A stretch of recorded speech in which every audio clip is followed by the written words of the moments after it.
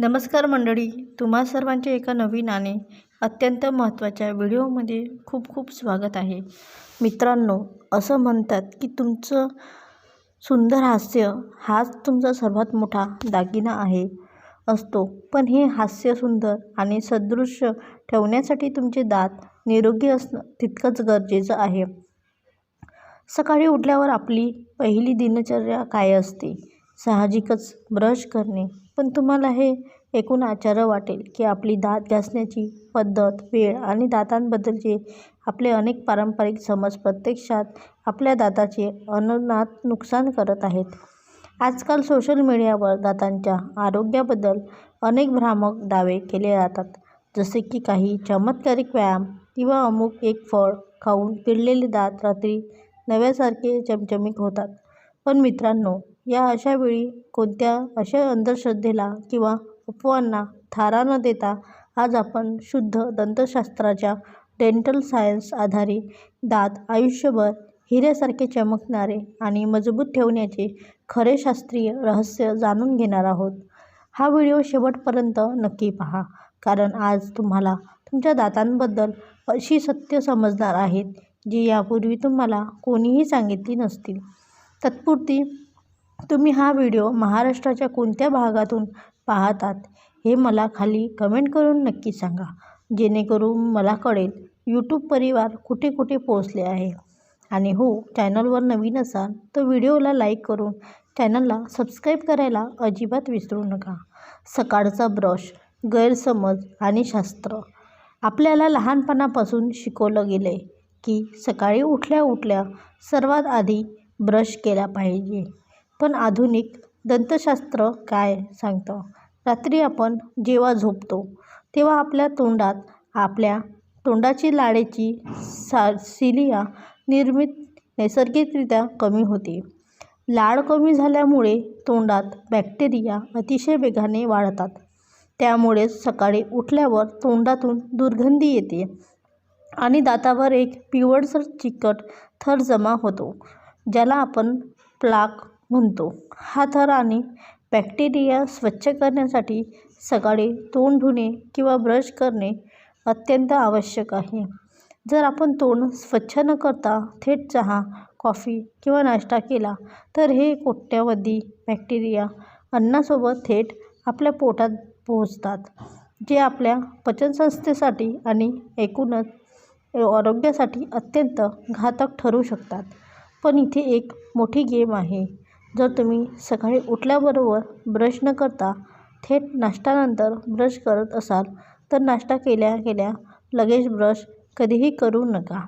जेव्हा आपण काहीही खातो, विशेषतः कार्बोहायड्रेट्स किंवा आम्लयुक्त पदार्थ, जेव्हा तोंडातील ॲसिडचे प्रमाण वाढते, या ॲसिडमुळे दातांचे बाह्य कडक कवच, ज्याला आपण इनेमल म्हणतो, ते काही काळासाठी मऊ आणि संवेदनशील बनते.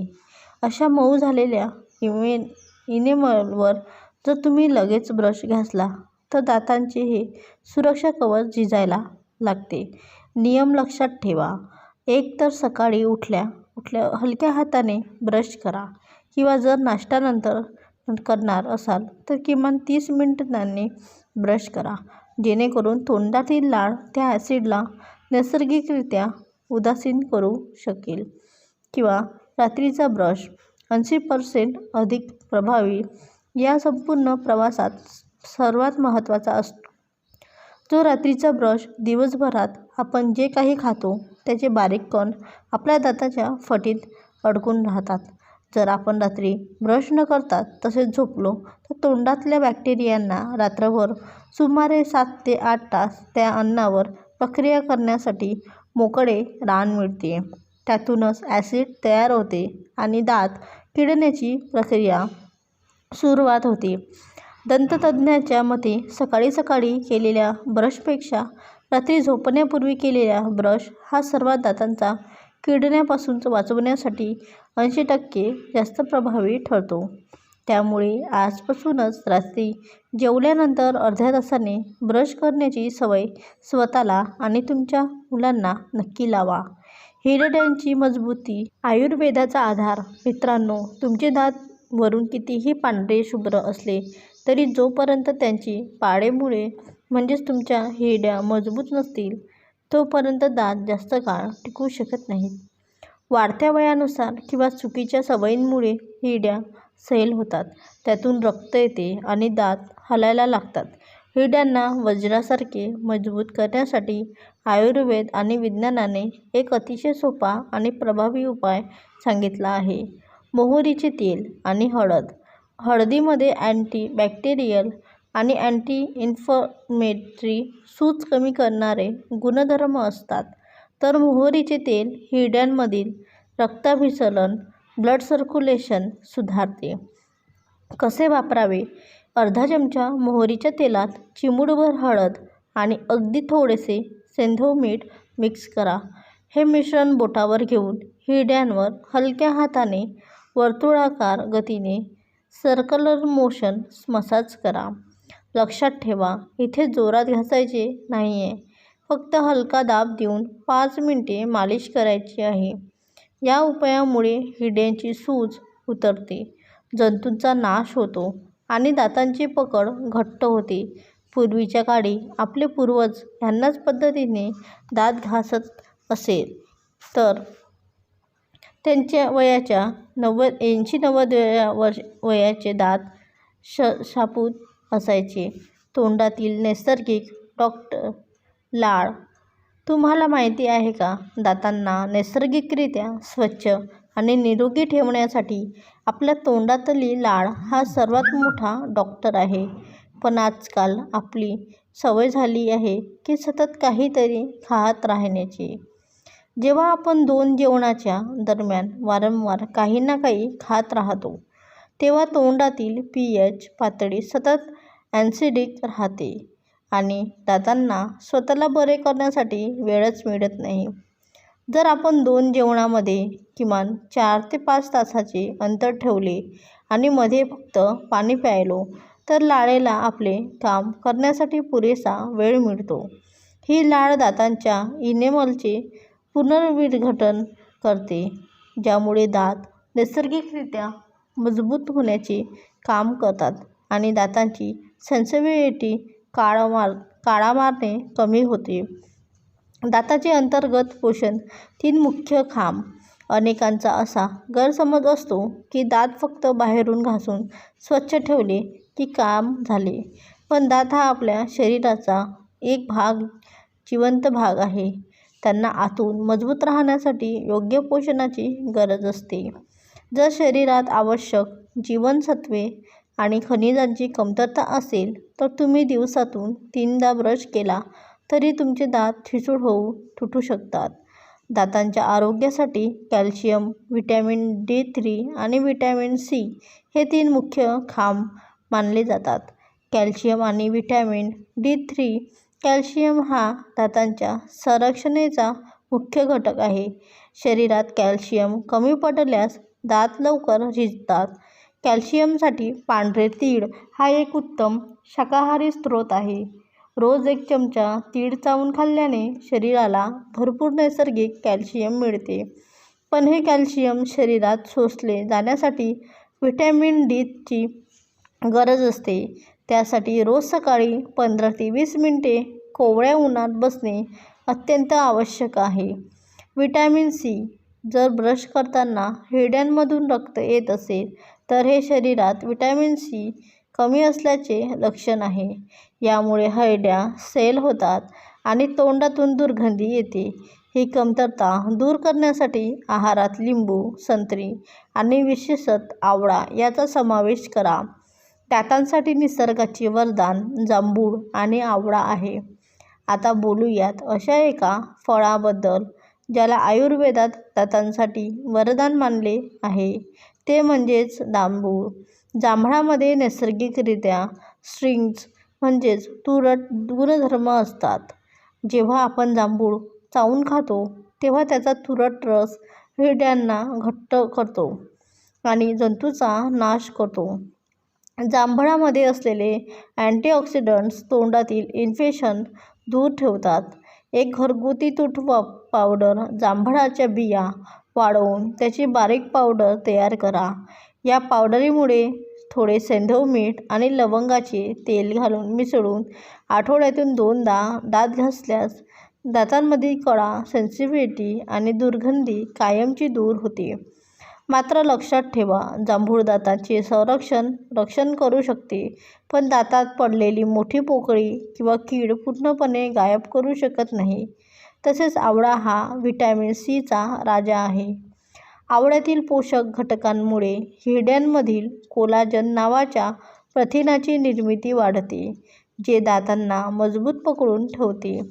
पण आवळा खाताना एक वैज्ञानिक काळजी घ्या. आवळा खूप आम्लयुक्त ॲसिडिटी असतो, ज्यामुळे तो खाल्ल्यानंतर किंवा त्याचा रस प्यायल्यानंतर लगेच ब्रश करू नका. फक्त साध्या पाण्याने 5 ते 6 वेळा स्वच्छ चूळ भरा. हे सर्वात सुरक्षित आहे. आपण करत असलेल्या रोजच्या 3 गंभीर चुका. आता पाहूया अशा काही सवयी ज्या आपण नकळत करतो आणि आपल्या दातांचे नुकसान करून घेतो. कठण ब्रश आणि अतिदाब. अनेकांना वाटते की जितक्या जोरात दात घासू तितके ते चमकदार होतील, पण यामुळे दातांचे इनेमल घासले जाते आणि आतला पिवळा थर डेंटिन बाहेर दिसू लागतो, ज्यामुळे दात पिवळे पडतात. त्यामुळे नेहमी सॉफ्ट ब्रिल्स ब्रश असलेला वापरा आणि फक्त 2 मिनिटे हलक्या हाताने गोलाकार पद्धतीने दात घासा. जीभ स्वच्छ करणे, टंग स्क्रॅपिंग. तर मित्रांनो, आपण दात घासतो पण जीभ साफ करायला विसरतो. तोंडातल्या दुर्गंधीचे 80% कारण जिभेवर जमा झालेले बॅक्टेरियल असतात. त्यामुळे रोज हलक्या हाताने टंग क्लीनरने जीभ साफ करणे तेवढेच महत्त्वाचे आहे. डेंटल फ्लॉसचा वापर करणे. 2 दातांच्या मध्ये अडकलेले ब्रश अन्न ब्रशने निघत नाही, त्यासाठी सॉफ्ट म्हणजेच एक विशेष धाग्याचा वापर करणे आवश्यक आहे, ज्यामुळे 2 दातांमधील कीड रोखता येते. व्हायरल दाव्यांपासून सावधान. आजकाल इंटरनेटवर शौचालयात बसून दात घट्ट दाबणे किंवा विशेष जबाडांचे व्यायाम केल्याने दात कधीच पडत नाहीत, असे विचित्र दावे केले जातात. मित्रांनो, अशा गोष्टींना कोणताही वैज्ञानिक आधार नाही. उलट यामुळे जबड्यांच्या हाडांवर आणि नसांवर अतिरिक्त ताण येऊन नुकसान होऊ शकते. त्याऐवजी विज्ञानाचा आधार घ्या. जास्त साखर असलेले पदार्थ, चॉकलेट्स, चिकट मिठाई किंवा कोल्ड्रिंक्सचे अतिसेवन टाळा.